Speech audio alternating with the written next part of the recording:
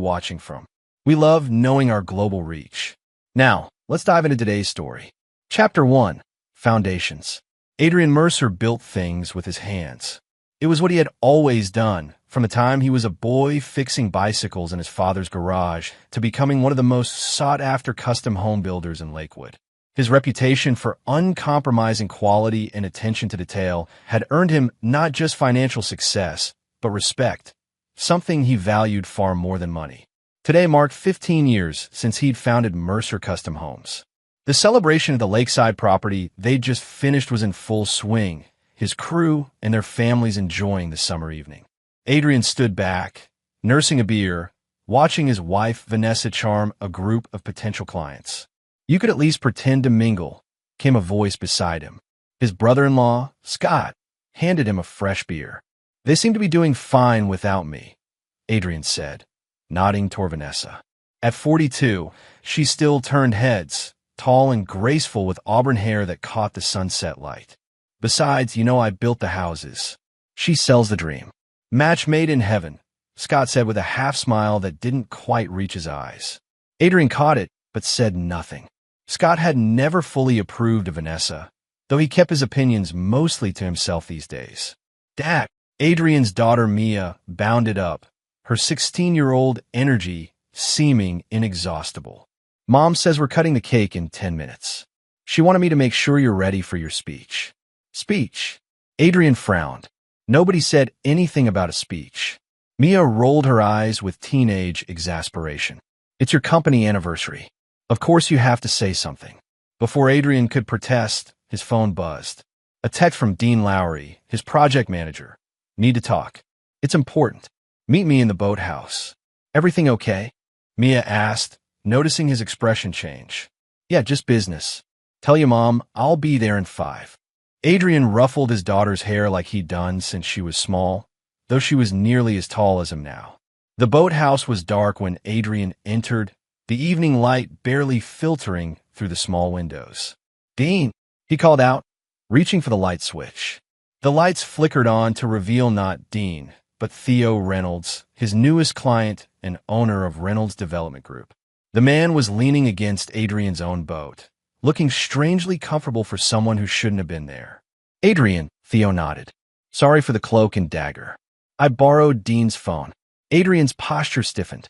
"What's this about, Theo? I've got guests waiting." "I'll be brief. I'm offering to buy you out. $20 million.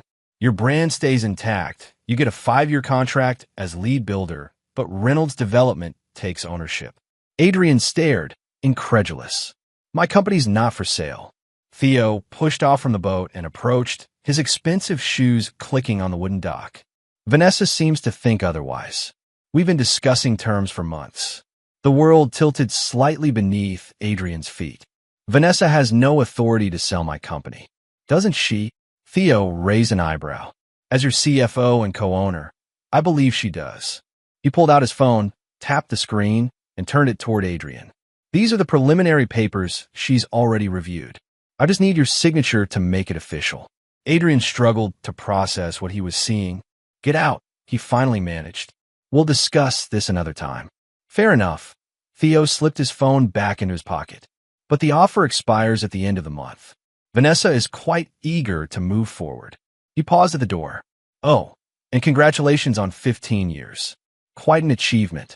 Adrian stood alone in the boathouse, the distant sounds of the party continuing without him. His company, his life's work, and Vanessa had been negotiating its sale behind his back. When he finally returned to the party, he found Vanessa looking for him, irritation clear on her face. "Where have you been?" "Everyone's waiting." She smoothed his collar unnecessarily, a habit that had once seemed endearing. "Why didn't you tell me Theo Reynolds wants to buy the company?" Adrian kept his voice low, controlled. Vanessa's hand froze. "He approached you?" "Tonight." "Yes, tonight. At our company anniversary party. With paperwork you've apparently already reviewed." She recovered quickly, her social smile returning. "We can discuss this later. Right now, we have guests." "No," Adrian said firmly. "We discuss this now. How long have you been talking to Reynolds without telling me?" "Adrian," she hissed, "not here." Something caught his eye over her shoulder. Theo Reynolds had returned to the party, and was watching them with undisguised interest. When their eyes met, Theo raised his glass in a small toast. Fine, Adrian conceded. Later. But this conversation isn't over. He followed Vanessa to the center of the gathering where a large cake decorated with the Mercer Custom Homes logo awaited. As cameras raised and people cheered, Adrian forced a smile and gave the speech he hadn't prepared, all while a cold realization settled in his chest. The foundation of his life might not be as solid as he had believed. Chapter 2. Cracks. The drive home from the anniversary party was silent. Mia sat in the back seat, headphones on, oblivious to the tension between her parents. Adrian's knuckles were white on the steering wheel. Vanessa stared out the passenger window, her profile illuminated by passing streetlights. Once home, Mia disappeared upstairs with a quick goodnight, leaving them alone in the kitchen of the house Adrian had built 5 years ago, his masterpiece, with its open floor plan and walls of windows overlooking the lake. Explain, Adrian said simply, leaning against the island countertop. Vanessa poured herself a glass of water. Reynolds approached me 3 months ago. I was going to tell you once I had a better sense of the offer. 3 months? Adrian's voice was dangerously quiet. And you didn't think your husband and business partner deserved to know? I was protecting you, she countered. You're so emotionally attached to the company that you can't see the bigger picture. Which is what, exactly? We're getting older, Adrian. Do you really want to be climbing around construction sites when you're 60? This is our chance to secure our future, Mia's future. Reynolds is offering enough that we'd never have to work again. Adrian studied his wife, wondering when she had become a stranger. I built this company from nothing. It's not just about money. No, it's about your ego, Vanessa snapped. You're so obsessed with being Adrian Mercer, the builder, that you can't see what's best for this family. Don't pretend this is about family, Adrian said, the hurt hardening into anger. You went behind my back. For months. That's not protection. That's betrayal. Vanessa's expression softened, and she approached him, placing a hand on his arm. I'm sorry for how you found out. But Adrian, please just consider the offer. For us. He looked at her hand on his arm, then into her eyes, searching for the woman he'd married.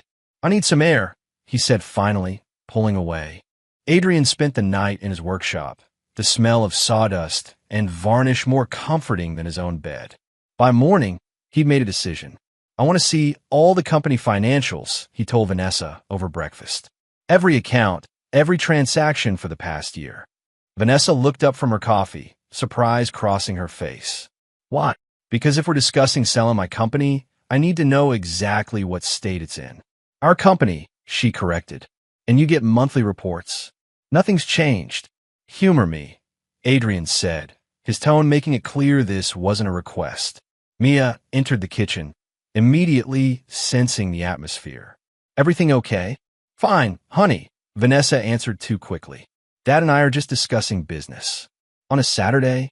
Mia raised an eyebrow, pouring herself juice. Business doesn't know weekends, Adrian said, forcing a lighter tone. Hey, I thought we could work on your car today.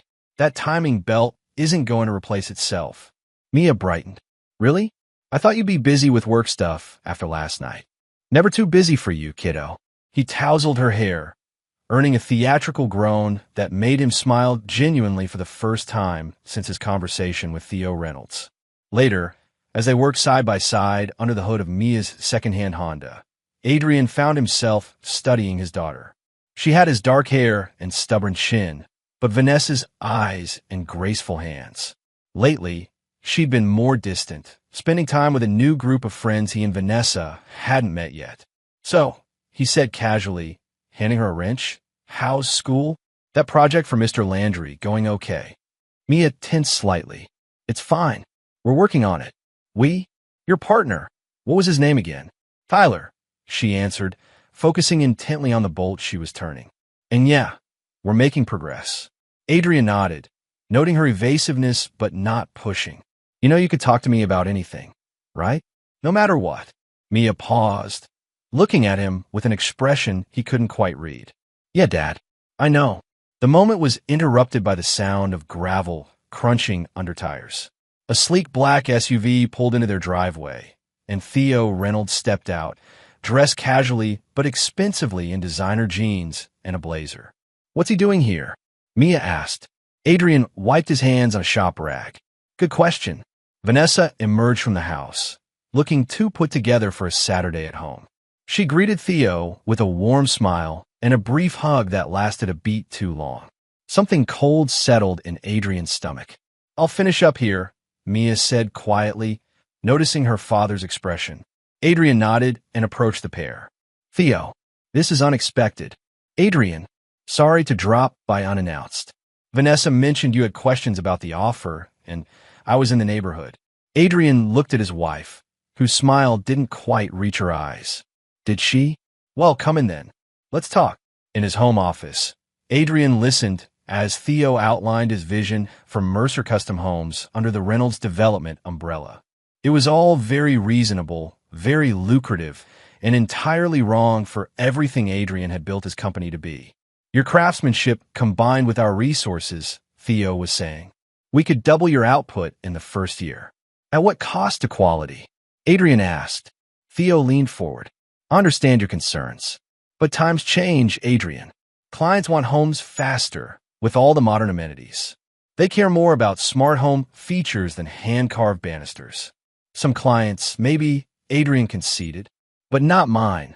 "They could be," Vanessa interjected. "That's what Theo's been showing me. There's a whole market we're not reaching."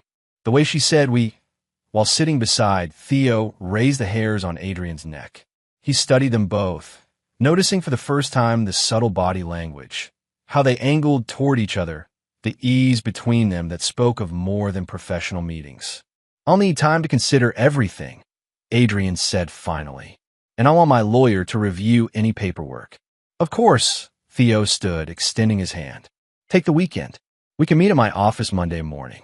After Theo left, Adrian confronted Vanessa in the kitchen. "How long?" She was washing a coffee mug, her back to him. "How long what?" "Don't." His voice was soft but firm. "How long have you been sleeping with him?" The mug slipped from her hands, shattering in the sink. Vanessa turned slowly, her face a mask of shock that didn't reach her eyes. "That's absurd." "Is it? The secret meetings, the way you look at each other. Do you think I'm blind?" "You're being paranoid," she said, but her voice wavered. "Theo is a business associate. Nothing more." Adrian studied the woman he'd spent 20 years with. "You know what's strange? I built this house to be our forever home. I know every nail, every board. But standing here now, I've never felt more like a stranger in my own life." He turned to leave, but Vanessa's voice stopped him. "Adrian, wait. It's not what you think." He looked back at her, waiting. "We're just friends.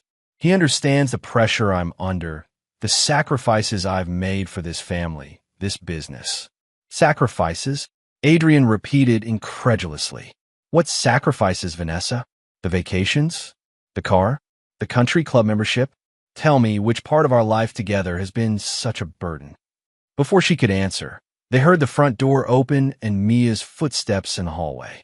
Vanessa quickly composed herself, wiping away a tear Adrian wasn't convinced was genuine. "We'll discuss this later," she said quietly. "Yes," Adrian agreed. "We will." That night, while Vanessa slept, or pretended to, Adrian slipped into the home office and logged into the company's financial system. As CFO, Vanessa managed all the accounts, but Adrian still had administrator access. He began systematically reviewing transactions from the past year, looking for anything unusual. 3 hours later, he found it. A series of consulting payments to a company called Westlake Strategies. Small enough to not raise red flags individually, but totaling over $200,000 when added together. A company he'd never heard of, never approved contracts for. A quick search revealed that Westlake Strategies had been incorporated 18 months ago. The listed address was a virtual office. The registered agent was a lawyer Adrian didn't recognize. But the incorporation documents were public record, and they listed one principal, Theodore Reynolds. Adrian leaned back in his chair, the pieces falling into place with sickening clarity. Vanessa hadn't just been having an affair. She'd been funneling company money to her lover, weakening the business to make it more susceptible to take over. The betrayal was complete, personal and professional. His marriage, his company, his life, all undermined by the person he had trusted most. By morning, Adrian Mercer was a changed man. The builder, the husband, the father who believed in second chances was gone. In his place stood someone new, someone who understood that sometimes the only way forward was to tear everything down and start again. Only this time, he wouldn't be building. He would be destroying. Chapter 3. Shattered. The Sunday morning sun streamed through the kitchen windows, catching dust motes in its golden light. Adrian sat at the island, a cup of coffee cooling before him. Financial documents spread across the granite surface. He'd barely slept, spending most of the night piecing together the extent of Vanessa's deception. "You're up early," Vanessa said, entering the kitchen in her silk robe. She moved to the coffee maker, her back to him. "Couldn't sleep? I was working," Adrian replied, his voice devoid of emotion. "Looking over some interesting financial records." Vanessa tensed almost imperceptibly before reaching for a mug. "On a Sunday? What couldn't wait?" "Westlake Strategies," Adrian said simply. "Ring any bells?" The mug froze halfway to the coffee pot. Vanessa set it down carefully and turned to face him. "You've been going through company records without telling me? Ironic that you're concerned about people doing things behind your back," Adrian observed coldly. "What is Westlake Strategies, Vanessa? Besides a shell company for your lover. It's not what you think." "Stop saying that." Adrian's voice rose slightly. $200,000 of company money to a fake consulting firm owned by Theo Reynolds. While you've been telling me we need to cut costs. While you've been positioning us for his takeover offer. Vanessa's composure cracked. "You don't understand the pressure I've been under. The company is stagnating because you refuse to evolve. Theo has vision. Theo has his hands in my pocket and his dick in my wife," Adrian interrupted brutally. "Don't dress this up as some noble business strategy." Vanessa flinched. "Keep your voice down. Mia could hear you." "I'm sure Mia would be fascinated to learn what her mother's been up to," Adrian replied, gathering the papers into a folder. "But don't worry, I'm not having this conversation here. I've called Liam. He's meeting us at the office in an hour." "Liam? Why is our lawyer involved?" "Because what you've done isn't just adultery, Vanessa. It's embezzlement. Fraud." Adrian stood, tucking the folder under his arm. "Get dressed. I'll wait in the car." "Adrian, please," Vanessa's voice cracked. "We need to talk about this rationally." "We're past that," he said, already walking away. "Way past that." At the office, Liam Porter looked grave as Adrian laid out what he discovered. The three of them sat in the conference room. Adrian and Liam on one side of the table, Vanessa alone on the other, her usual confidence replaced by a tightly controlled panic. "These are serious allegations," Liam said, reviewing the documents. "If what Adrian's showing me is accurate, Vanessa, you could be facing criminal charges."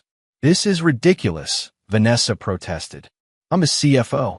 I made business decisions. You made fraudulent payments to a company owned by someone with whom you're having an extramarital affair," Liam interrupted, "while simultaneously negotiating to sell the company without the knowledge or consent of your co-owner and husband. There's no scenario where this looks legitimate." Vanessa's eyes welled with tears. "Adrian, please. We can fix this. For Mia's sake, if nothing else." Adrian, who had been silent, finally spoke. "You should have thought about Mia before you started dismantling her future. What do you want?" Vanessa asked, defeated. "Divorce," Adrian said flatly. "You sign over your shares in the company. You take no alimony. In exchange, I don't press charges for the embezzlement." "You can't be serious," Vanessa gasped. 20 years of marriage, and you want to throw it all away?" "I didn't throw it away," Adrian countered. "You did. Every time you met with Reynolds. Every time you diverted company funds. Every time you lied to my face about all of it. And what about Mia? Have you thought about what this will do to her?" Adrian's jaw tightened. "Don't use our daughter as a shield. This is between you and me." "Mia stays with me," Vanessa declared. "She needs her mother." "We'll let her decide," Adrian responded. "She's 16, not 6. Liam cleared his throat. "I suggest we all take a day to cool down. I'll draw up preliminary separation papers, and we can reconvene tomorrow." "Fine," Vanessa stood, gathering her purse. "But this isn't over, Adrian. Not by a long shot. After she left, Liam turned to his client with concern. Are you sure about this, Adrian? Once we start down this road. I'm sure, Adrian confirmed grimly. She betrayed everything we built together. There's no coming back from that. When Adrian returned home, the house was quiet. A note on the counter informed him that Vanessa had taken Mia shopping and they'd be back for dinner. He was secretly relieved. He needed time to prepare for the conversation with his daughter. In his workshop, Adrian lost himself in the familiar rhythm of woodworking. The piece he was creating, a jewelry box of walnut and maple, had been intended as an anniversary gift for Vanessa. Now, as his hands worked the wood, he realized he was finishing it out of some perverse need for closure. The sound of a car in the driveway pulled him from his trance. Voices, Vanessa's and Mia's, but also a male voice he recognized with a surge of rage. Theo Reynolds. In his home. Again, Adrian set down his tools and made his way to the house. In the kitchen, he found the three of them unloading shopping bags, laughing like old friends. What's going on here? Adrian asked from the doorway. Mia looked up, her smile fading at his expression. Hey, Dad. Mom ran into Mr. Reynolds at the mall, and he offered to help with the bags. Did he? Adrian's gaze locked with Theo's. Interesting coincidence. Adrian, Vanessa interjected smoothly. Theo was just leaving. Actually, Theo said, I was hoping to talk to both of you about tomorrow's meeting. Clear the air a bit. There is no meeting tomorrow, Adrian replied. And you need to leave. Now. Mia looked between the adults, confusion evident. What's going on? Nothing for you to worry about. Honey, Vanessa said quickly. Just business. Business, Adrian repeated with a hollow laugh. Is that what we're calling it?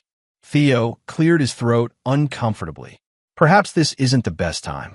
I'll call you later, Vanessa. Don't call her at all. Adrian stepped forward. Don't contact my wife. Don't come to my home. And stay the hell away from my daughter. Dad, Mia exclaimed, shocked by his uncharacteristic aggression.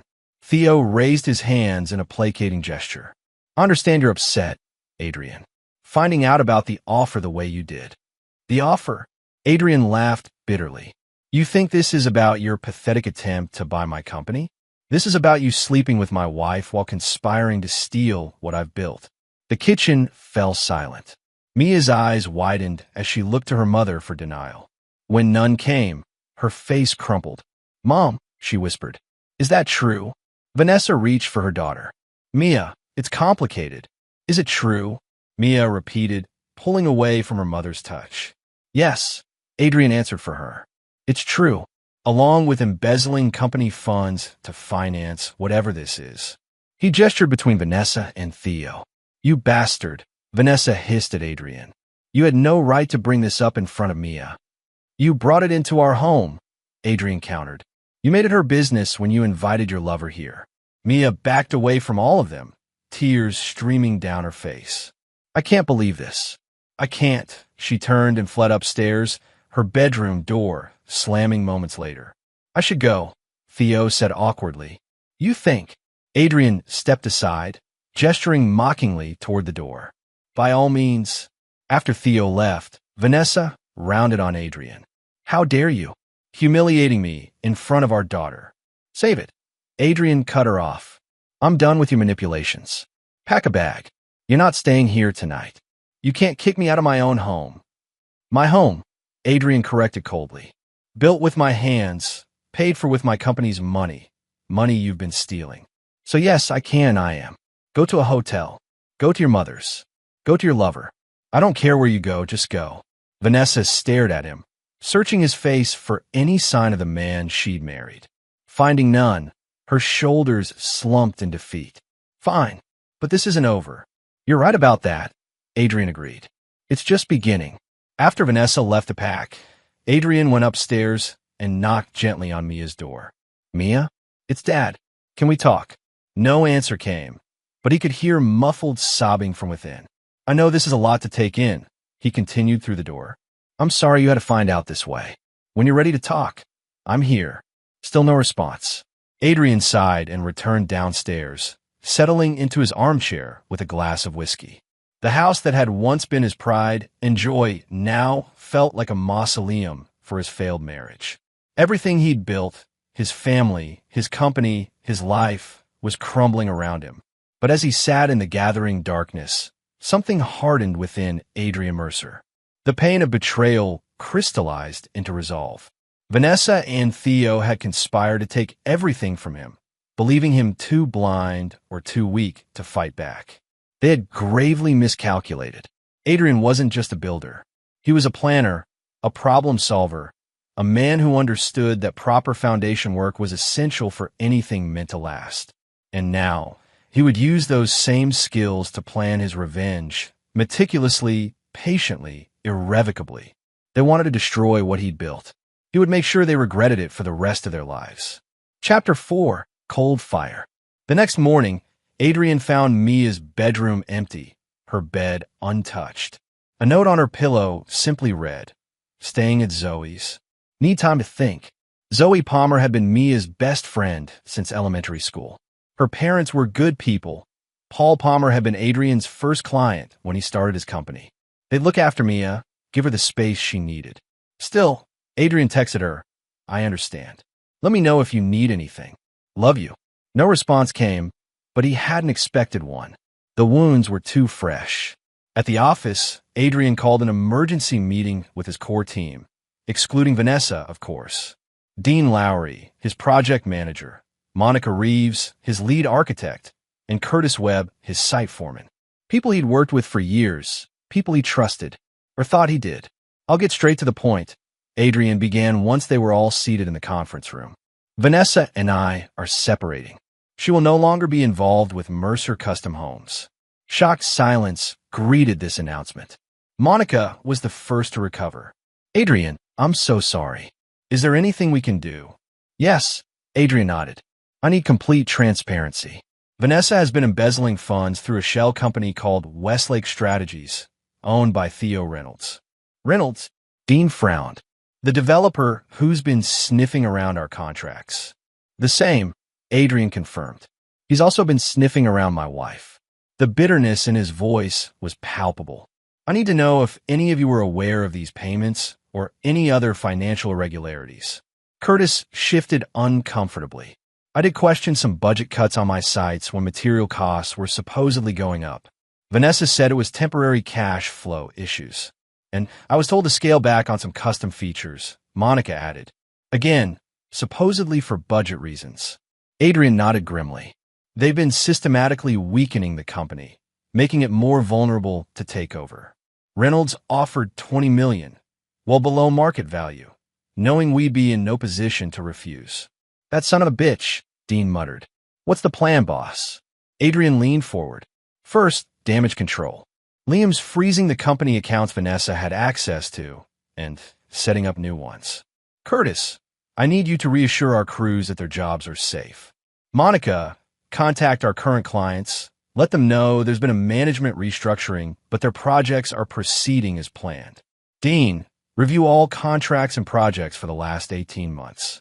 Look for anything unusual, delays, substitutions, cost overruns."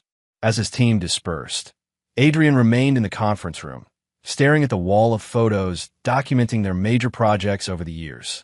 Vanessa was in many of them, always by his side at ribbon cuttings and project launches. The perfect business partner, the perfect wife, all an elaborate fiction. His phone buzzed with a text from Liam. Vanessa's lawyer called. "They want a meeting. Tomorrow, 10 a.m., my office." Adrian replied simply, "I'll be there." That evening, he returned to an empty house. No Vanessa, no Mia, just the hollow echo of his footsteps on the hardwood floors he'd installed himself. He should eat something, he knew, but the thought of food turned his stomach. Instead, he poured himself a drink and stepped out onto the deck overlooking the lake. The silence was broken by the sound of tires on gravel. Adrian tensed, expecting Vanessa, but the car that pulled up was Paul Palmer's old Volvo. A moment later, Mia emerged, her shoulders hunched as she made her way to the front door. Adrian met her in the entryway. She looked tired, her eyes red-rimmed from crying. "Hey," he said softly. "You okay?" Mia shrugged, dropping her backpack by the stairs. "Not really. Have you eaten? I can make something. I had dinner at Zoe's," she replied, then hesitated. Is Mom here? No, she's staying at Grandma Patty's. Mia nodded, relief evident in her posture. Good. I don't think I can face her yet. They moved to the living room, settling into an uncomfortable silence. Finally, Mia spoke. Did you know? Before yesterday, I suspected something was wrong, Adrian admitted. But I only confirmed it this weekend. The affair, the money, all of it. How could she do this to us? Mia's voice cracked. To you? You've given her everything. Adrian's heart ached at his daughter's pain. I don't have answers, Mia. Sometimes people make choices that hurt the ones they love most. It doesn't mean they don't love them. It means they love something else more. What, like Mr. Reynolds? Mia scoffed. He's such a phony, always talking about his vacation homes and his private jet. Adrian raised an eyebrow. You've met him before yesterday? Mia looked away. A few times.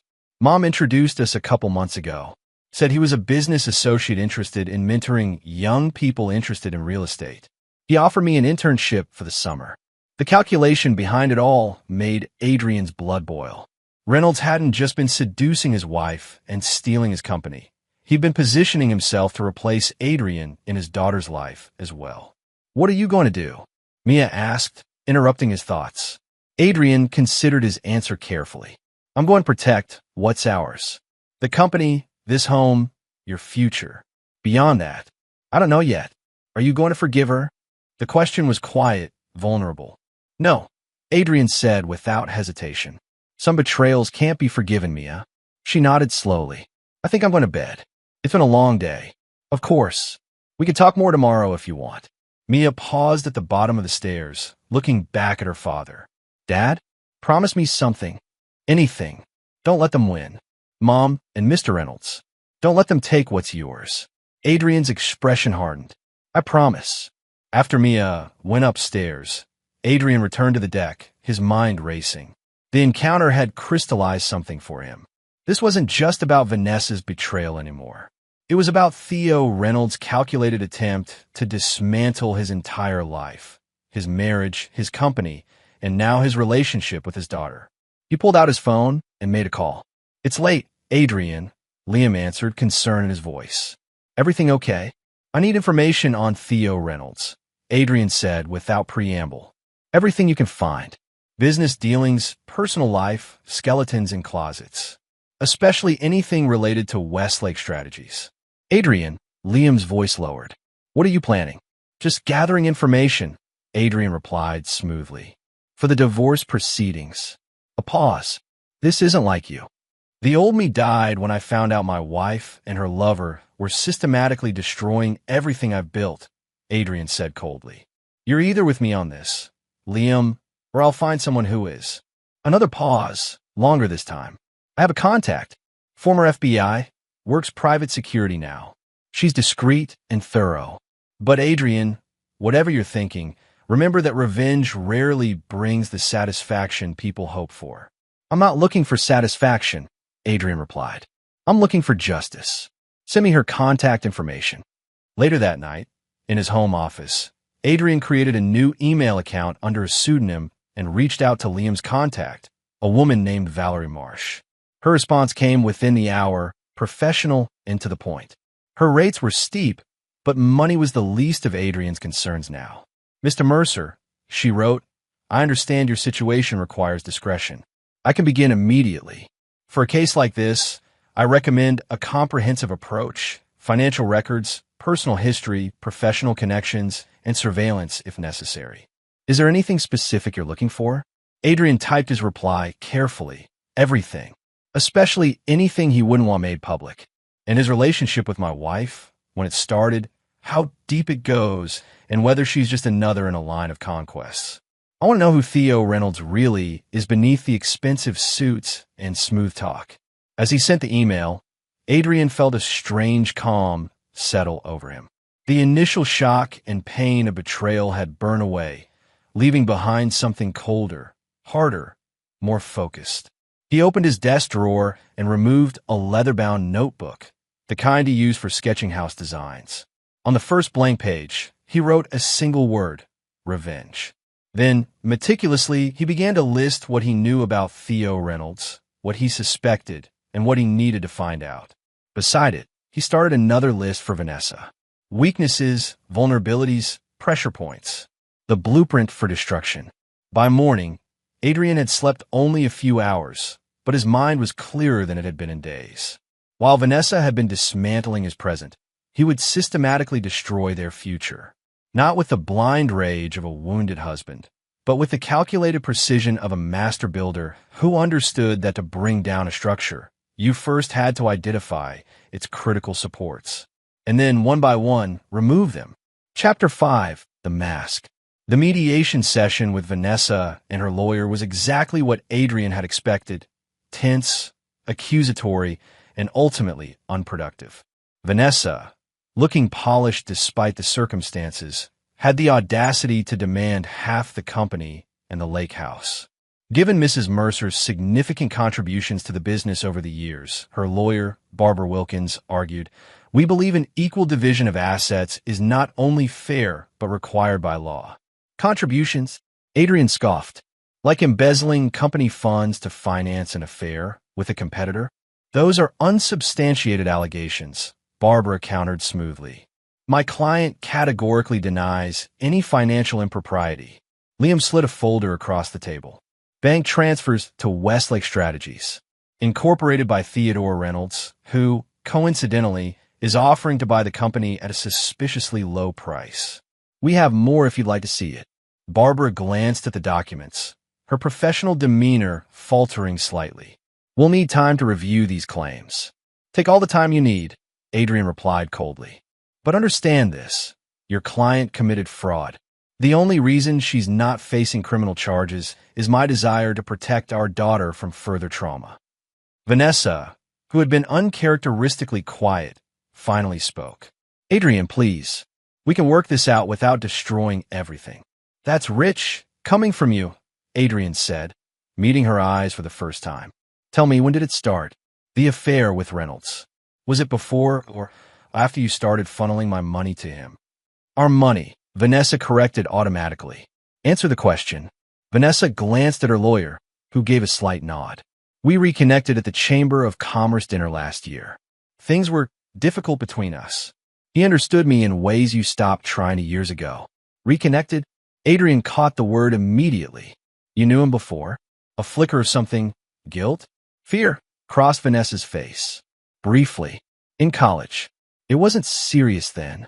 Another piece of the puzzle. Adrian filed it away for later investigation. And the money? Was that his idea or yours? Adrian, Liam warned quietly. No, I want to know, Adrian pressed. $200,000 of company funds. Our client's money. Was that the price of your affection, or did he have to throw in the promise of a new life once I was out of the picture? That's enough, Barbara interrupted firmly. We're not here to litigate past grievances. We're here to discuss an equitable division of assets moving forward. Here's what's going to happen, Adrian said, ignoring the lawyer completely. Vanessa signs over her shares in the company. She walks away with a one-time settlement of $500,000. No alimony. No claim on the house. In exchange, I don't press charges for embezzlement. That's absurd, Barbara sputtered. Mrs. Mercer is entitled to half of what we built together, Adrian finished for her. But she wasn't building. She was systematically dismantling. Ask your client about that before you push for more. He stood, gathering his papers. You have 24 hours to accept the offer. After that, I go to the police with everything I have. You wouldn't, Vanessa said, her facade finally cracking. Think about Mia. I'm thinking about Mia, Adrian replied. I'm thinking about the example I want to set for her. That actions have consequences.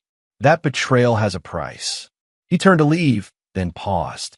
By the way, she's decided to stay with me. Seems she's not interested in living with her mother and her mother's boyfriend. The meeting left Adrian feeling hollow rather than victorious. But as he drove back to the office, his phone buzzed with an email from Valerie Marsh. Preliminary findings attached. Call when you can review. The report was more revealing than Adrian had dared hope.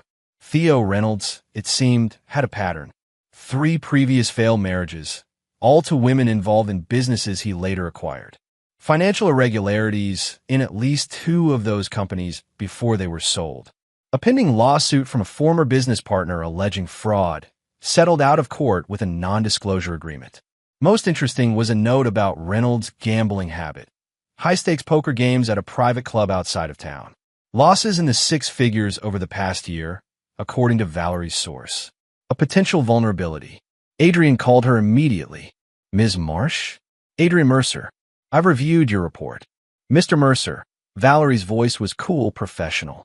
I'm glad you found it informative. It's just the beginning, of course. It's very thorough. The gambling debts, are they verifiable? Yes. My source works security at the Monarch Club. Reynolds is a regular, usually on Thursday nights. Lately, he's been losing more than he wins. In these previous marriages, the pattern is clear, but is there proof of financial manipulation?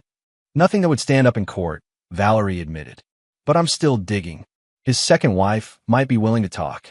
She didn't sign an NDA as part of their divorce. Adrian considered this information. I want to meet her, and I want surveillance on Reynolds, particularly his meetings with my wife. Already underway, Valerie assured him. I'll set up the meeting with Catherine Reynolds. She kept his name, interestingly enough. Anything else? Yes, Adrian said after a moment. Find out everything you can about Vanessa's college years. She knew Reynolds back then. I want to know how well. That evening, Adrian maintained his facade of normalcy for Mia's sake. They cooked dinner together, pasta with his grandmother's sauce recipe, and talked about safe topics. Her physics project, the vintage car show coming to town, the new Netflix series they'd been watching together. It was almost like before. Almost. Dad, Mia asked as they cleared the dishes. Can I ask you something? Of course. Are you okay? Really okay, I mean. Not just saying you are. Adrian paused, considering his answer carefully. I'm functioning. Some moments are harder than others. Mia nodded, loading the dishwasher. I talked to Mom today. Adrian tensed. Oh, she called, said she wants to see me. Explain her side. Mia's voice was carefully neutral. I told her I need more time. That's fair, Adrian said, relief washing over him. You take all the time you need. The thing is, Mia continued, not meeting his eyes, she said some stuff about you. That you're not being reasonable. That you're trying to ruin her life because you're hurt. Adrian set down the plate he was rinsing, turning to face his daughter fully. What do you think? Mia shrugged, still not looking up. I think she's the one who ruined things. But I'm worried about you. You seem different. Colder. Like you're planning something. Perceptive, just like her mother. The irony wasn't lost on Adrian. I'm protecting what's ours, Mia. That's all. Promise me you won't do anything stupid, she said, finally meeting his gaze. I can't lose both parents. Adrian pulled her into a hug, his heart aching. You won't lose me. I promise. Later that night, as Mia slept, Adrian returned to his workshop. The jewelry box he'd been making for Vanessa was nearly complete. He ran his fingers over the smooth wood, tracing the inlay pattern he'd designed based on the wildflowers from the meadow where he'd proposed. In a sudden surge of rage, he grabbed the box and hurled it against the wall, where it shattered into pieces. The destruction brought no relief, no catharsis, just a hollow echo of his own broken promises. His phone buzzed with another email from Valerie. This one contained pictures, Vanessa and Theo at a restaurant, their body language intimate, comfortable. In one, Theo's hand rested possessively on her lower back as they entered what appeared to be a hotel. Adrian stared at the images, waiting for the pain to hit. But there was nothing, just a cold, calculating analysis. They were getting sloppy, confident. That could be useful. Another email followed minutes later. This one contained a single document, a newspaper clipping from 23 years ago when Vanessa was in college. A campus newspaper article about a business competition featuring a photo of the winning team. Vanessa stood in the center, grinning triumphantly. Beside her, his arm around her waist, stood a younger Theo Reynolds. The caption read, Business school sweethearts Vanessa Lawson and Theodore Reynolds take first place with their innovative real estate investment model. Professor Harold Weiss calls their partnership a force to be reckoned with. It wasn't a reconnection last year. It was a reunion, a continuation of something that had apparently never fully ended. Adrian looked around his shattered workshop, the broken jewelry box, the tools and materials, the half-finished projects. All of it built on a foundation of lies. 20 years of marriage, a daughter, a company. All of it compromised from the beginning. Something inside Adrian Mercer broke that night. The last vestige of the man who believed in second chances, who valued honesty and integrity above all else. In his place emerged someone new, someone capable of the kind of calculated vengeance that would leave no survivors. He swept up the broken pieces of the jewelry box and threw them away. Then, with steady hands, he began a new project, one that would serve as both cover and metaphor for what was to come. A game of chess, carved in contrasting woods. Dark walnut for one side, pale maple for the other. Each piece a perfect representation of its power and purpose. Starting with the king. Starting with himself. Chapter 6. The Architect. Over the next 2 weeks, Adrian Mercer lived a double life. By day, he was the stoic business owner dealing with the aftermath of his wife's betrayal, meeting with lawyers, reassuring clients, maintaining a brave face for his employees and his daughter. By night, he became the architect of destruction, meticulously planning the downfall of Theo Reynolds and Vanessa. His workshop transformed into a war room, the chess set growing piece by piece alongside his plans. Vanessa had accepted his divorce terms, her lawyer's resistance crumbling when Liam had presented additional evidence of financial impropriety. The settlement was being drafted, the company's shares transferred. Adrian should have felt victorious. Instead, he felt nothing but cold determination to see his larger plan through.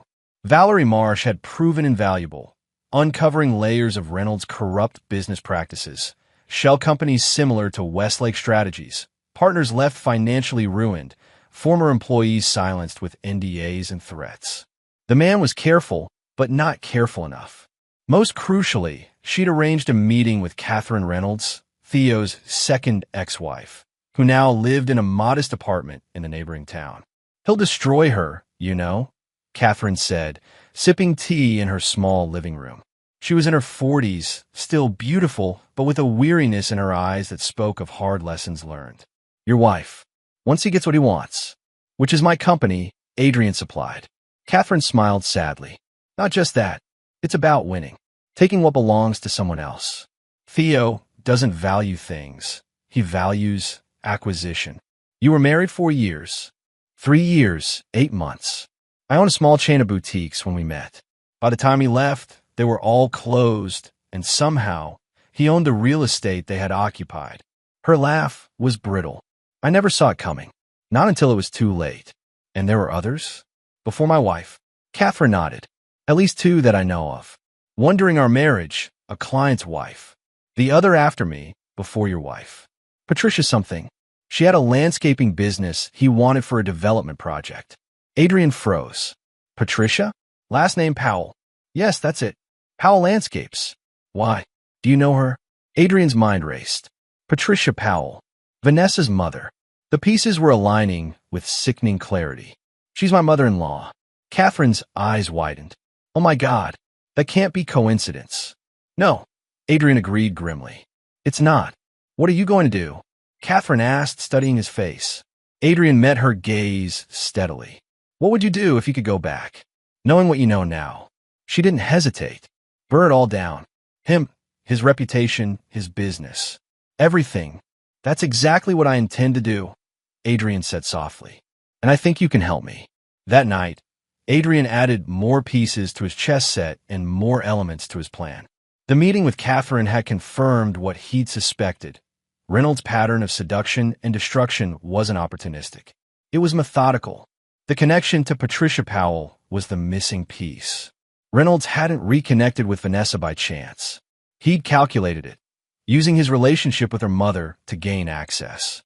And Patricia had allowed it, perhaps encouraged it, despite knowing his history. Adrian's phone buzzed with a text from Mia. "Can we talk when I get home?" "Important." "Of course," he replied. "Everything okay? Just need to talk. See you at 6. When Mia arrived, she seemed nervous, fidgeting with her backpack straps as she followed Adrian to the kitchen. "What's up?" he asked, keeping his tone light as he prepared dinner. I saw Mom today, Mia admitted. She was waiting outside school. Adrian set down the knife he was using to chop vegetables, careful to keep his expression neutral. I see. How'd that go? Weird, Mia said, slumping onto a bar stool. She was crying a lot, said she made a terrible mistake and wants to come home. Something cold settled in Adrian's stomach. What did you tell her?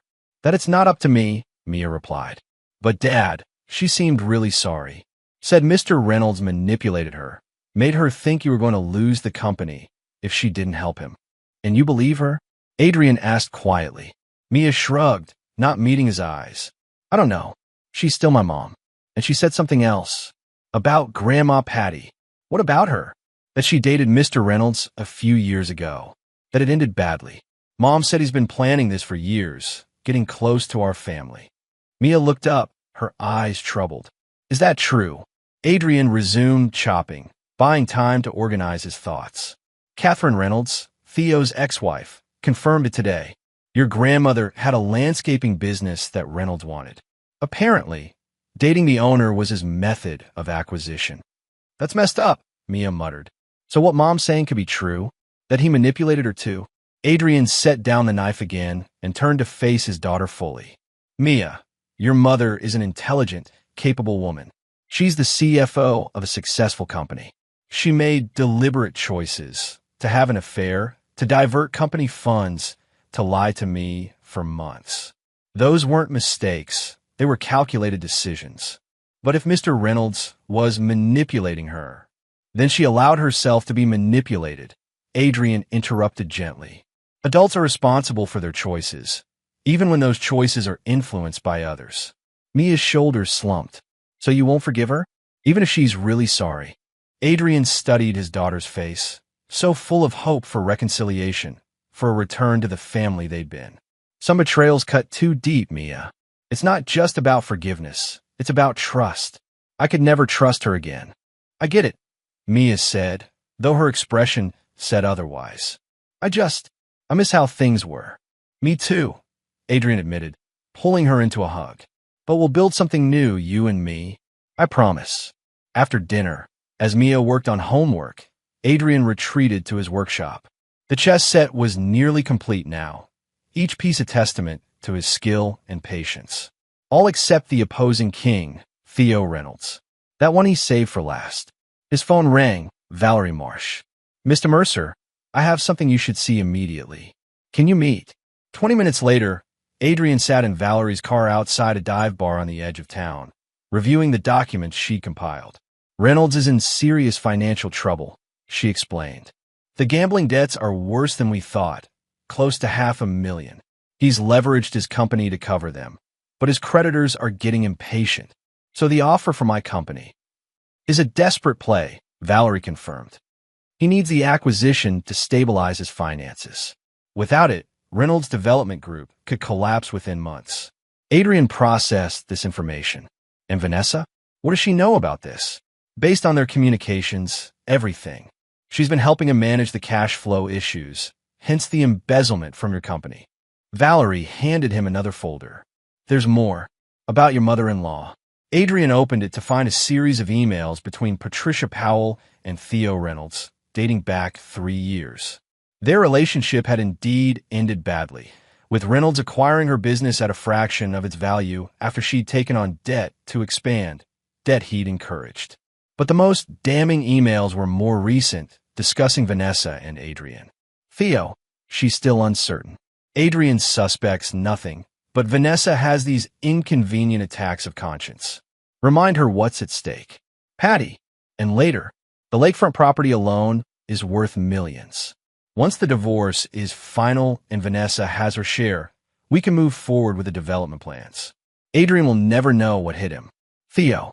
The betrayal ran deeper than Adrian had imagined. It wasn't just his wife and her lover. It was a conspiracy involving his mother-in-law, targeting not just his company, but the lakefront property he'd lovingly built into their dream home. The property, Adrian suddenly understood. Reynolds doesn't just want my company. He wants the lake house too. For development. Valerie nodded. Based on these plans I found, he intends to build a luxury condo complex. Your home would be demolished to make way for the access road. The final piece clicked into place. The lake house sat on 5 acres of prime waterfront property, surrounded by protected wetlands. Adrian had purchased it years ago, working with conservation authorities to ensure the house was built with minimal environmental impact.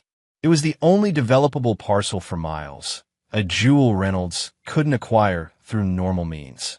They've been planning this for years, Adrian said, more to himself than to Valerie, using Vanessa to get to the company and the property. It appears so, Valerie agreed. What do you want to do with this information?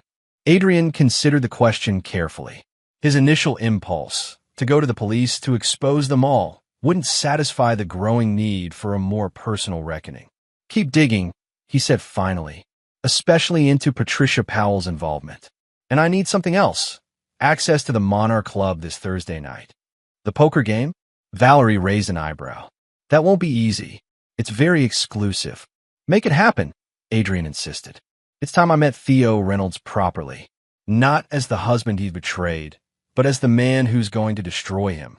As Adrian drove home, a plan crystallized in his mind. Reynolds was desperate for cash. His gambling problem made him vulnerable. And Adrian now controlled the very things Reynolds needed most, the company and the property. Back in his workshop, Adrian finally carved the opposing king for his chess set.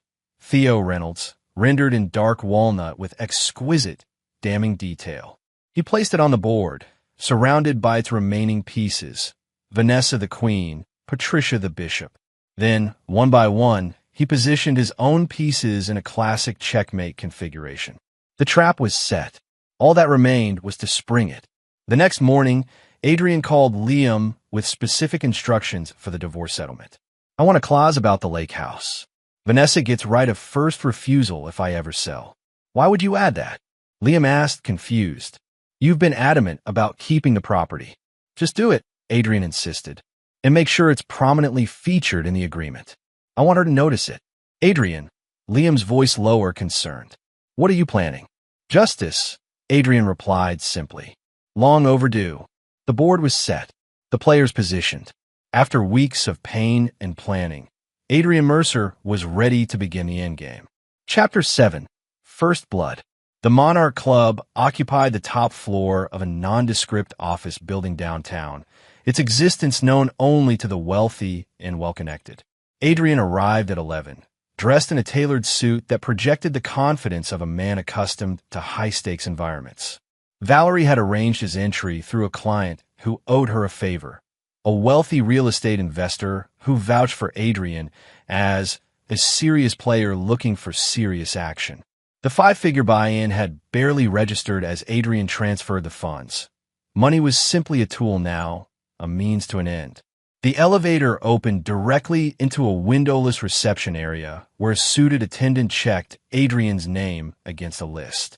Beyond lay a space that exuded old-world luxury.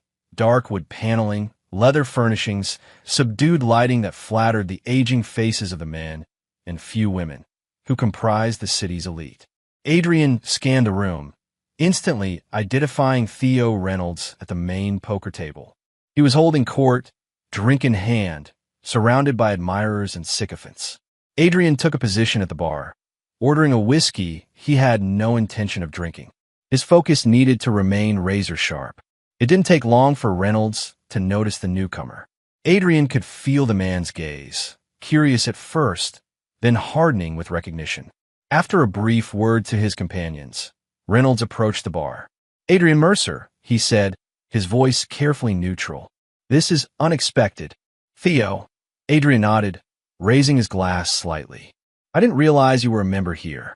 7 years now, Reynolds replied, signaling the bartender for a refill. First visit, Adrian admitted. I find myself with extra time on my hands these days. Divorce proceedings are surprisingly efficient when one party has nothing to negotiate. Reynolds had the grace to look uncomfortable. About that, business is business, Adrian. Nothing personal. Sleeping with my wife while plotting to steal my company and home. Adrian's smile was cold. That feels rather personal. The bartender set down Reynolds' drink, and the man took a long sip before responding. Vanessa and I have history. Before you. Sometimes old flames reignite. So I've learned, Adrian said, swirling his whiskey. College sweethearts, reunited after all these years. Almost romantic, if it weren't so calculated. Something flickered in Reynolds' eyes, surprise, perhaps, that Adrian knew about their past. Ancient history. Like your relationship with Patricia Powell? Adrian watched carefully as Reynolds stiffened. My mother-in-law has interesting taste in men. You've been busy, Reynolds observed, his casual tone at odds with his tense posture. I've had time to connect some dots, Adrian agreed. 3 women, 3 businesses, 1 Theo Reynolds walking away with everything. It's quite a pattern.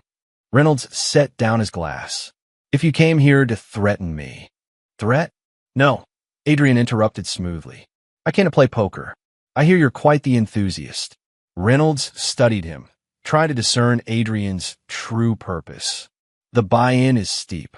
I can afford it, Adrian replied. Unless you'd rather not play with me? Actually, Reynolds' smile returned, predatory now. I'd love to take your money. Consider it a down payment on what you'll lose in the divorce. We'll see who loses what, Adrian said, finishing his drink. Shall we?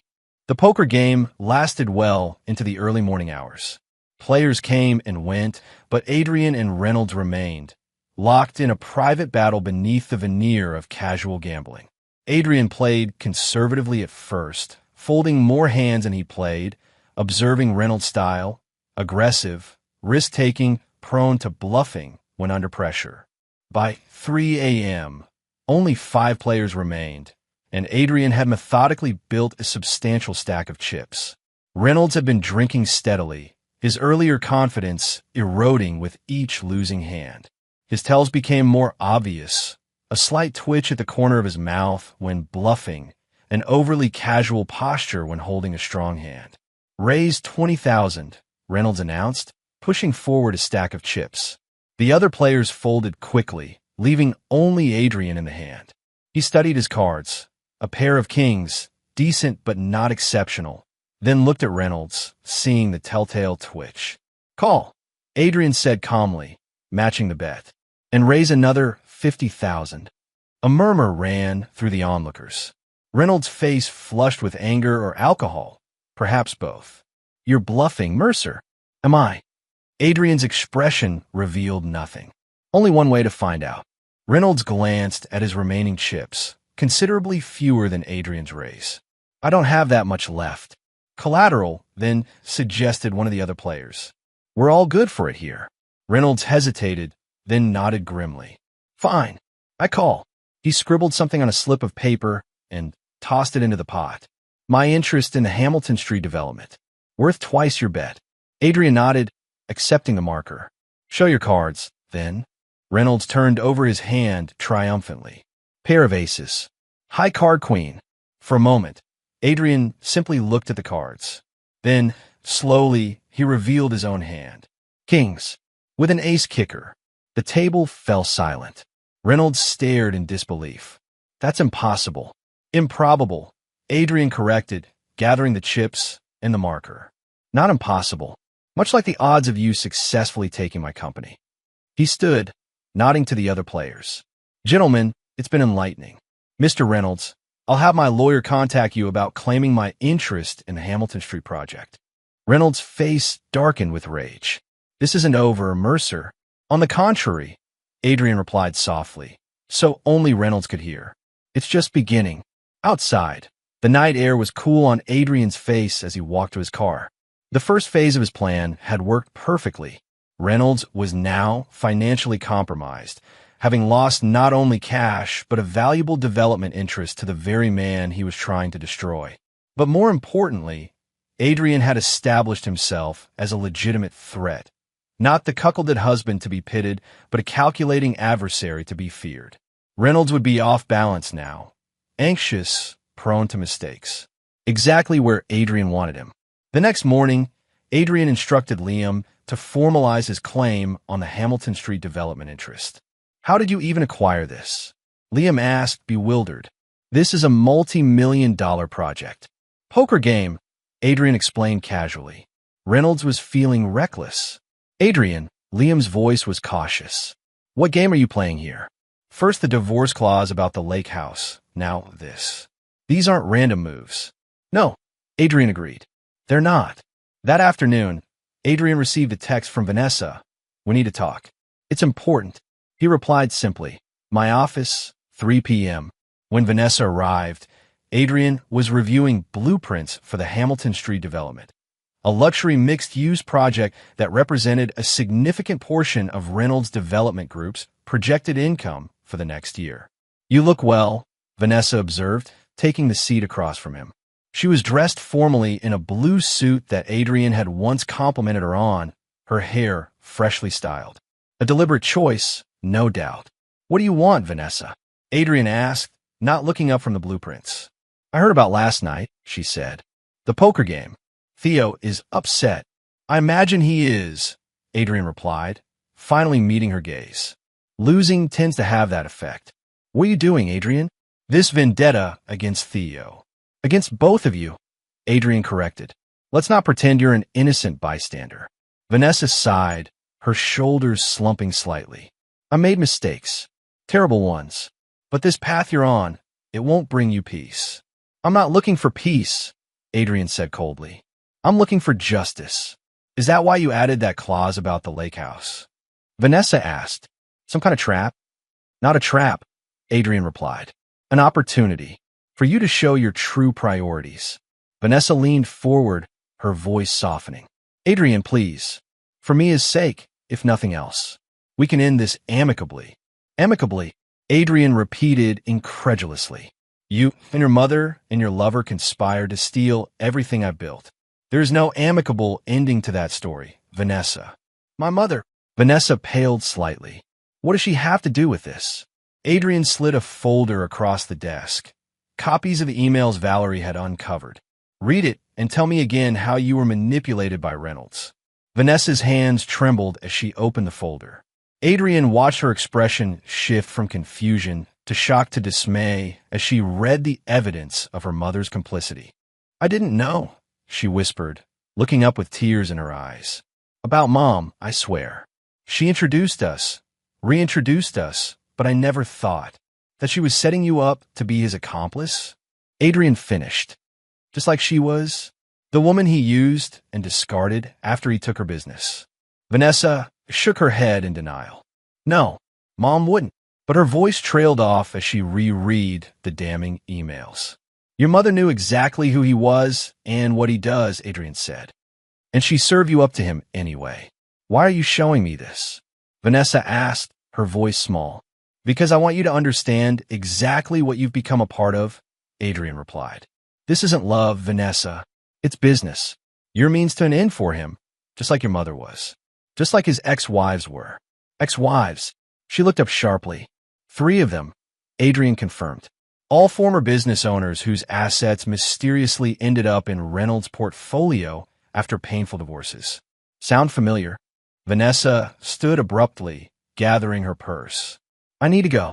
One more thing, Adrian called as she reached the door. The family barbecue at your mother's this weekend. I'll be there. Vanessa turned, her expression a mix of confusion and alarm. What? What? Mia asked me to come, Adrian replied, which was true enough. She doesn't want to face everyone alone. As her father, how could I refuse? Adrian, please. Vanessa's voice held a note of panic now. Not there. Not in front of everyone. Worry what I might say? Adrian asked with a cold smile. Don't be. I'm not the one with secrets to keep anymore. After Vanessa left, Adrian returned to the Hamilton Street blueprints, but his mind was elsewhere. The look on her face when she'd read those emails, the genuine shock and betrayal, had been unexpected. For a brief moment, he'd felt a flicker of the old connection, the urge to comfort rather than destroy. He crushed the feeling ruthlessly. Vanessa had made her choices. Whether she'd known the full extent of her mother's involvement was irrelevant now. The machine was in motion, the pieces moving toward an inevitable conclusion. That evening, as Adrian worked on the final details of his chess set in the workshop, Mia appeared in the doorway. Dad, can I talk to you about something? Adrian set down his tools. Always. Mia entered, running her fingers over the finished chess pieces. This is beautiful. When did you start it? About 3 weeks ago, Adrian answered. It helps me think. Is that why all the pieces look like real people? Mia picked up the opposing king, the Theo piece, studying its details. Adrian's hand stilled. You noticed that? It's pretty obvious, Mia said, setting down the piece and picking up the queen. This one looks like Mom. It's just a project, Adrian said carefully, to keep my hands busy during a difficult time. Mia fixed him with a penetrating gaze. Mom called me today. She was upset. Said you're planning something for Grandma's barbecue. Did she, Dad? Mia's voice was serious now. Whatever you're doing, this revenge thing with Mr. Reynolds, with Mom, you need to stop. It's changing you. Adrian studied his daughter's face, so young yet so perceptive. Some changes can't be undone, Mia. Some betrayals cut too deep. So what? You become just like them. Mia challenged. Scheming and plotting? That's not who you are. Maybe it's who I need to be, Adrian replied softly. To protect what's ours. We don't need protection anymore, Mia insisted. Mom signed the divorce papers. Mr. Reynolds can't touch your company. It's over. Adrian shook his head. It's not that simple. It could be, Mia said, her eyes pleading. If you'd let it be. Adrian reached out, tucking a strand of hair behind her ear as he'd done since she was small. I promise you this. After the barbecue, everything will be resolved, one way or another. Mia didn't look convinced, but she nodded reluctantly. Just remember who you really are, okay? You taught me that integrity matters more than winning. After she left, Adrian remained in the workshop, turning her words over in his mind. The man he'd been, the one who valued integrity above all, seemed a distant memory now. But Mia still believed in that man, still needed him to be better than those who had betrayed them. His phone buzzed with a text from Valerie. Reynolds making frantic calls to investors. Hamilton Street project was leveraged against gambling debts. Your claim has triggered a liquidity crisis. He's scrambling. Perfect. The first domino had fallen. Reynolds was vulnerable, desperate, and desperate men made mistakes.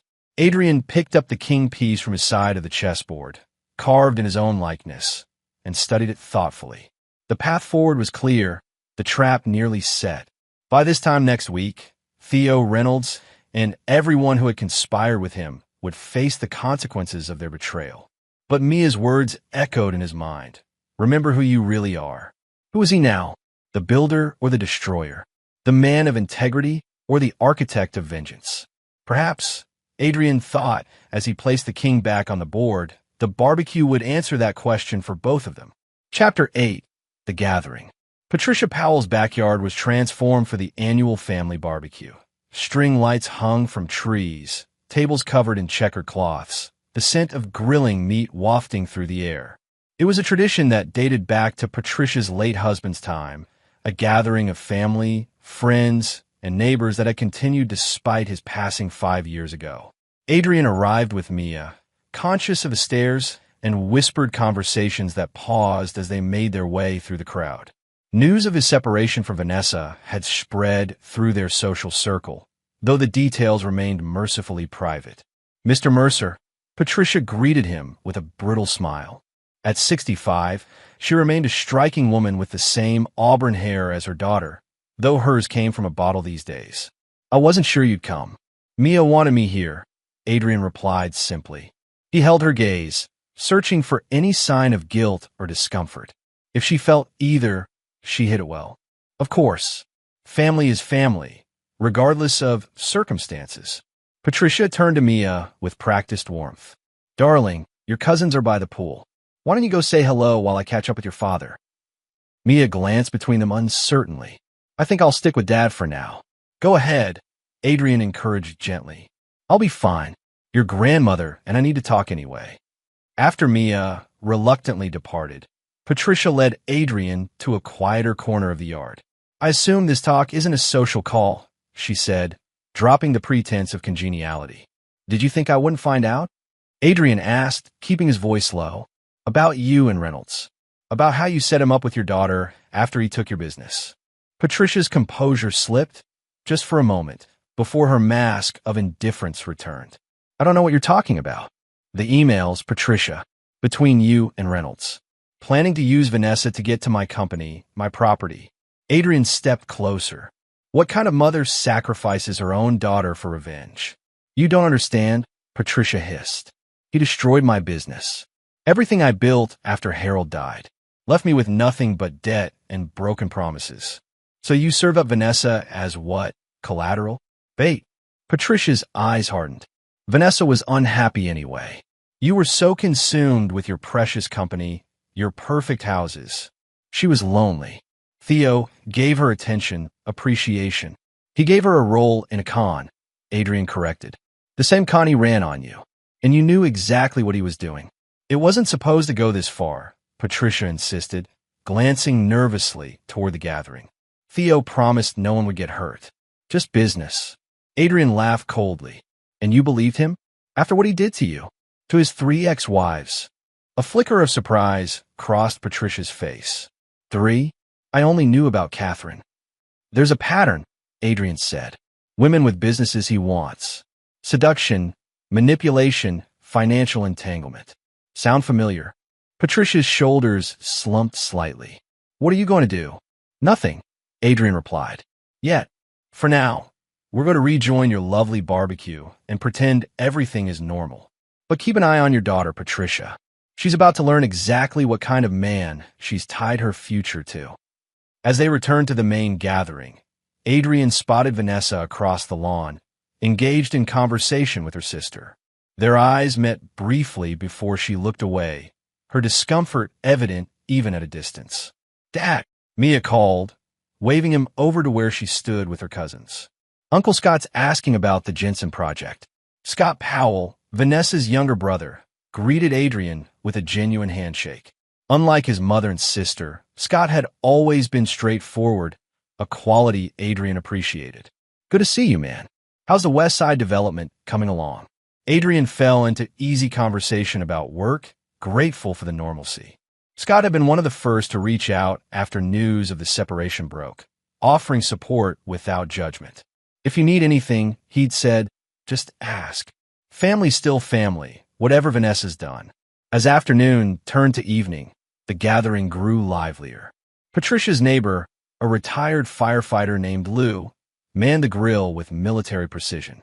Children chased each other across the lawn, while adults clustered in conversational groups, drinks in hand. And then Theo Reynolds arrived. He entered through the side gate as if he belonged there, dressed casually but expensively in designer jeans and a polo shirt. A hush fell over the gathering as he made his way directly to Vanessa, kissing her cheek with possessive familiarity. Adrian felt Mia tense beside him. What is he doing here? Making a statement, Adrian replied softly. Staking his claim. In front of everyone? In front of you? That's so disrespectful. Adrian placed a calming hand on his daughter's shoulder. It's a power play. You want a reaction. He smiled grimly. And he's going to get one. Just not the one he expects. Across the yard, Vanessa appeared uncomfortable with Theo's public display, stepping slightly away from his embrace. Patricia, however, welcomed him warmly, introducing him to guests as a family friend with no acknowledgement of the awkwardness his presence created. Adrian watched the dynamics unfold with detached interest, noting how Reynolds worked the crowd. Charming, confident, and utterly calculating. The man was a skilled operator, no question, but tonight he was performing on Adrian's stage, not his own. As dinner was served, Patricia orchestrated the seating to keep Adrian and Theo at opposite ends of the long table arrangement. Mia insisted on sitting with her father, a silent show of solidarity that touched him deeply. Vanessa, seated beside Theo, barely touched her food, her eyes darting occasionally toward Adrian and their daughter. The conversation ebbed and flowed around topics carefully selected to avoid controversy. Community events, upcoming vacations, benign gossip about absent neighbors.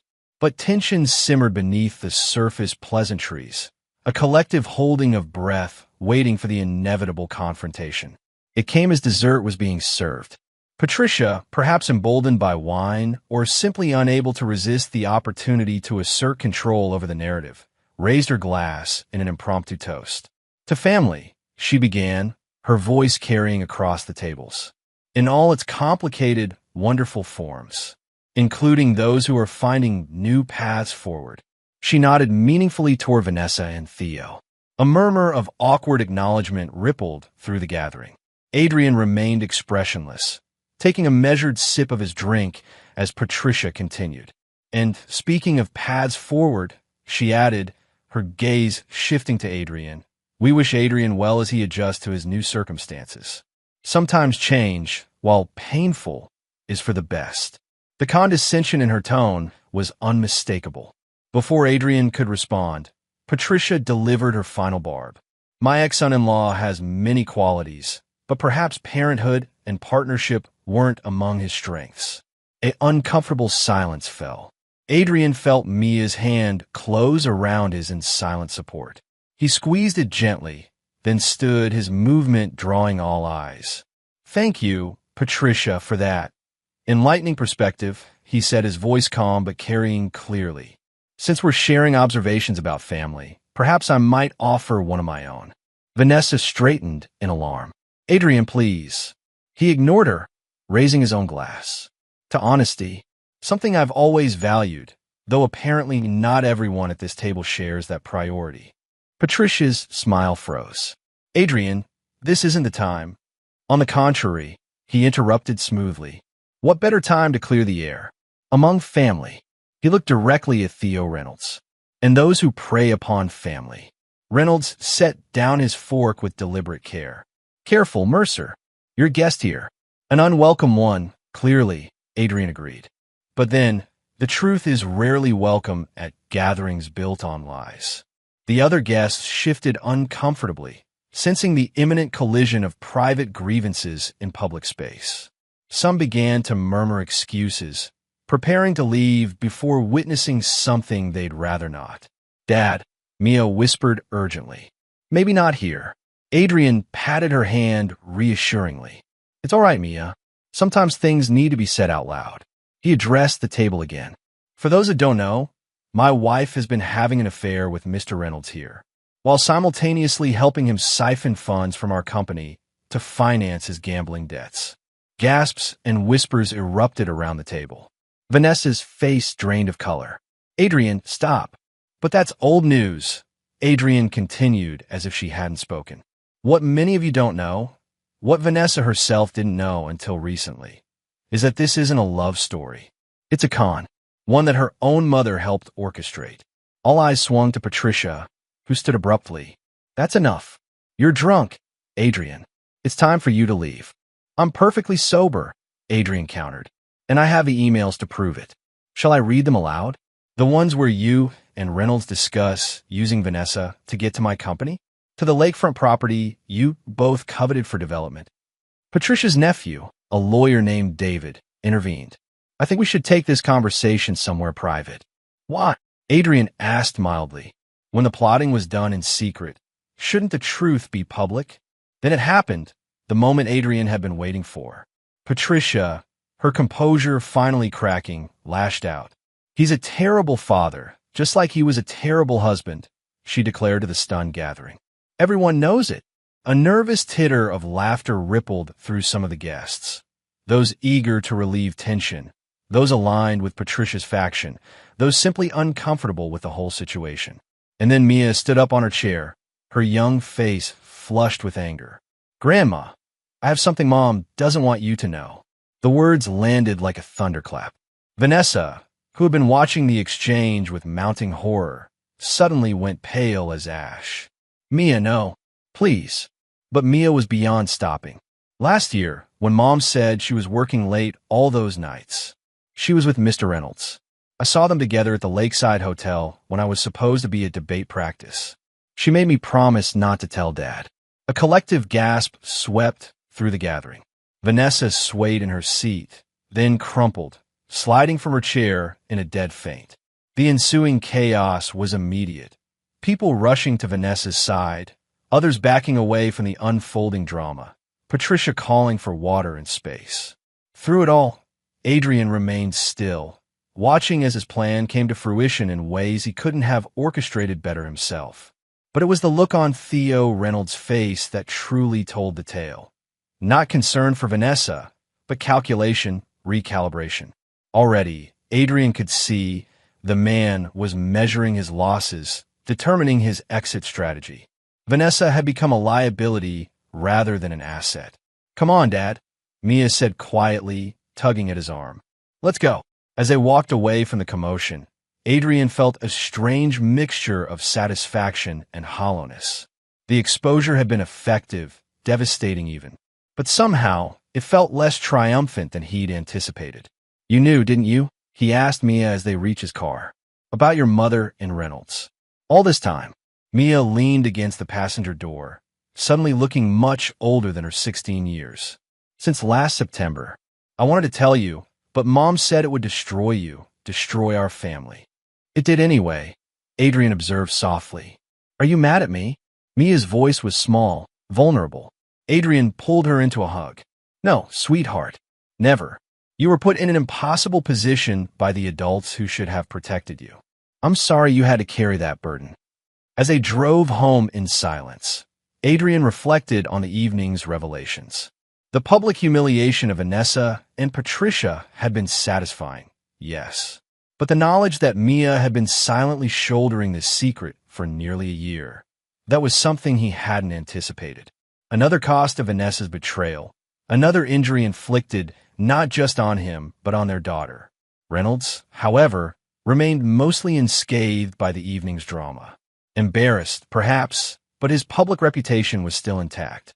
His financial troubles remained private knowledge. The final phase of Adrian's plan, the complete destruction of the man who had orchestrated this entire scheme, was yet to come. And now, more than ever, Adrian was determined to see it through.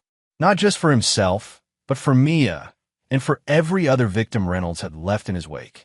The real reckoning would come tomorrow at the Monarch Club, where Reynolds would discover just how thoroughly Adrian Mercer had dismantled his carefully constructed world. Chapter 9. Scorched Earth.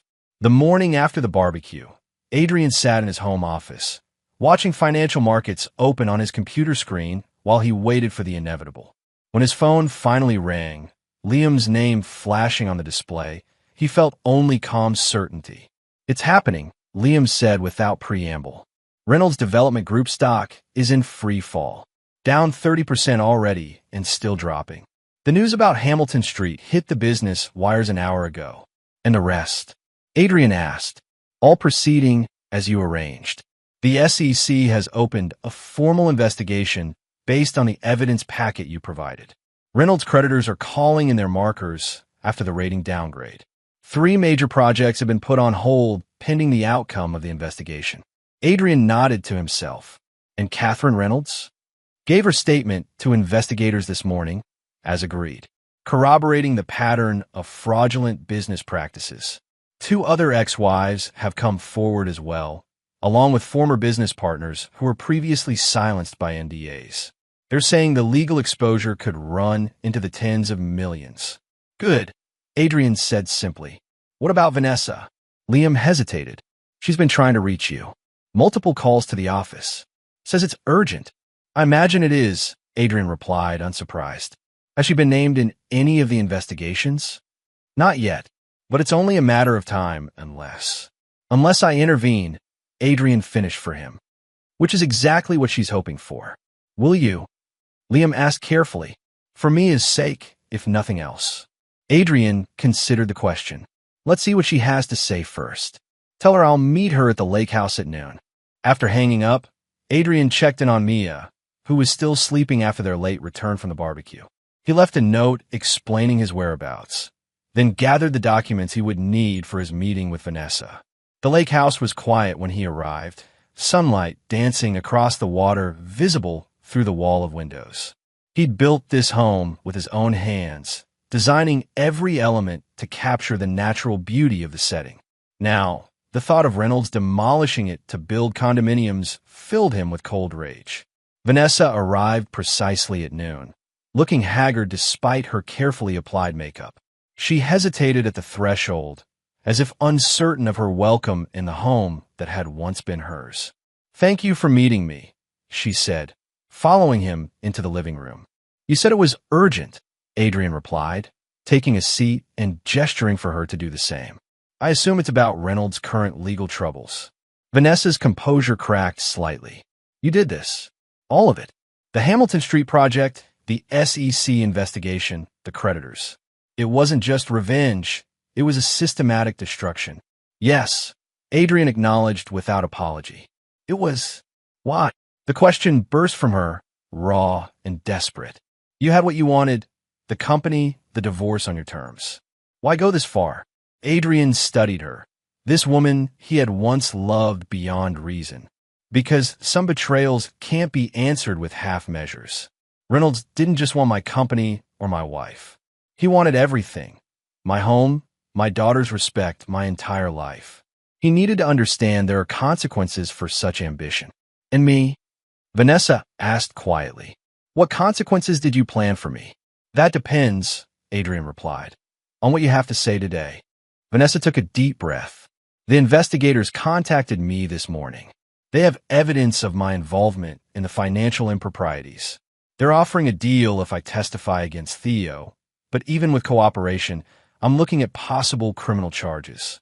Unless someone with influence suggests I was manipulated, used, that I wasn't a willing participant in the scheme. Her eyes met his, pleading. You have that influence now, Adrian. The investigators respect you as the whistleblower who exposed everything. Adrian leaned forward. Were you manipulated, or were you a willing participant? Vanessa looked away. I don't know anymore. At first, seeing Theo again after all those years, it felt like fate. He was charming, attentive, everything you had stopped being. I never stopped loving you, Adrian said softly. I just trusted you. My mistake. I know, she whispered. I know that now. When I saw those emails from my mother, understood how deep the manipulation went. She shook her head. But by then, I was already compromised. The money transfers, the fake consultancy. I convinced myself it was temporary, that no one would get hurt. People always get hurt, Vanessa. That's how con games work. She nodded miserably. What happens now? Adrian removed a folder from his briefcase and placed it on a coffee table between them. 2 options. Behind door number 1, I tell the investigators you were a knowing accomplice. You face charges alongside Reynolds and your mother. You likely serve time, lose your professional licenses, and most devastating of all, lose any meaningful relationship with Mia, who now knows the full extent of your deception. Vanessa flinched at the brutal assessment. And door number 2, you sign these papers. Adrian pushed the folder toward her. A full confession detailing Reynolds' methods, your mother's involvement, and your own actions. You agree to testify against both of them. In exchange, I'll use my influence to ensure you're treated as a cooperating witness rather than a co-conspirator. Why would you do that? Vanessa asked, suspicion mingling with desperate hope. After everything? Not for you, Adrian clarified. For Mia. She's lost enough in this mess. She shouldn't have to visit her mother in prison too.